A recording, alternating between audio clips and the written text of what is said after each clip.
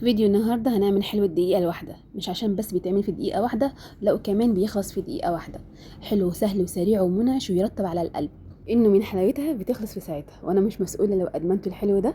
وسيفوا الفيديو ويلا بينا نشوف الطريقة. قبل ما نبدأ يا ريت نشترك ولايك وشير لو عجبكم الفيديو.